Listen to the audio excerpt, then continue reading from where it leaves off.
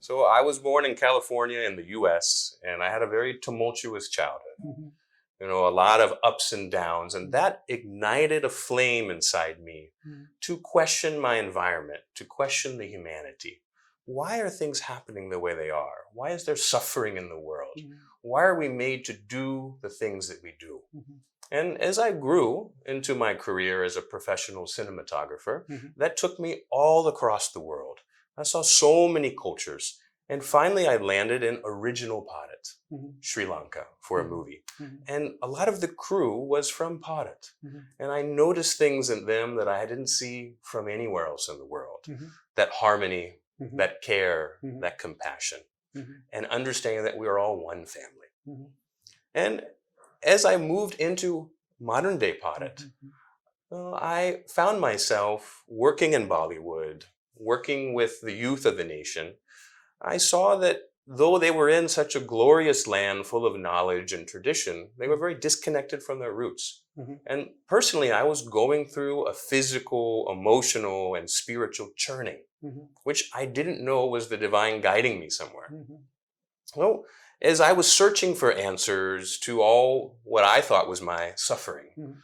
I was guided to a man called Divine Colonel. Mhm. They said he's a saint in disguise, a Mhm. guru in disguise. He's wearing normal kapula like you and Mhm. I, but he's serving the nation. Mhm. He's committed to Lokalyan and Jena Seva, Mhm. service to the people, service to the humanity. Mhm.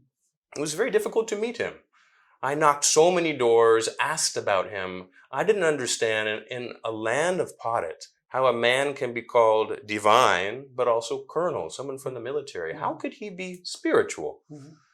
And when I finally went through all the so called obstacles and met him, he started to churn me even more. I thought I was already being churned. Mhm. And in that churning, I started to see that he was removing my suffering. He was taking away my spiritual ignorance. Mhm. And he was opening me to the truths of life, the Mhm. truths which are there for all of humanity. Mhm. So at that moment, I thought I was having some existential crisis. Mhm. I was unique in my pain or my suffering. Mhm.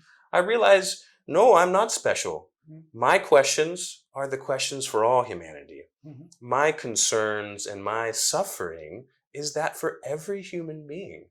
And the knowledge that he was empowering me with, and the knowledge that was descending from the Divine Mhm. Mother, which some call Bharat Mata, Mhm. was actually applicable to every man, woman, and child. Mhm. So as I transformed and found myself guiding others, I thought if I can be born in the US, Mhm. if I can come to Mother Bharat, if I can be transformed and not only understand in 3 years the intricacies of Sanatana Mhm. Dharma, the intricacies of the cultural roots of Bharat, the Mhm. oneness of humanity, the Mhm. global society, that only here can you be of any religion, any caste, any background, Mhm. but live in harmony. I thought if I can be transformed, every man and woman of Bharat and the world can also be transformed to look at seva as the key part of life, to find the path to lasting happiness, which Mhm. is in the foundational Vedic culture.